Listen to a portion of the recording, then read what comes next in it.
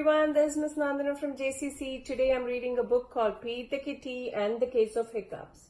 Hiccups? Oh no, Pete has hiccups. Hiccups, hiccups. How do you stop hiccups? Pete asked Grumpy Toad, how do I stop my hiccups? I know, says Grumpy Toad, you stand on one foot. Pete stands on one foot. Hiccup. Pete still has hiccups. Pete asks Callie, how do I stop my hiccups? I know, says Callie. You stand on one foot and hop up and down. Pete stands on one foot, he hops up and down. Hiccup, hiccups. Pete still has hiccups.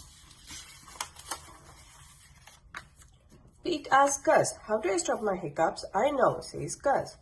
You stand on one foot, hop up and down, and sing a song. Pete stands on one foot. He hops up and down. He sings a song. Hiccup, hiccup, hiccup. Pete still has hiccups. Pete asks Bob, how do I stop my hiccups? I know, says Bob.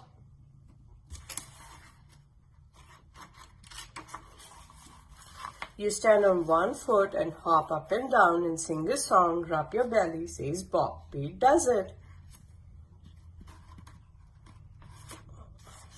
Hiccup. Nothing is working. Pete still has hiccup. Go ask Mom, says Bob.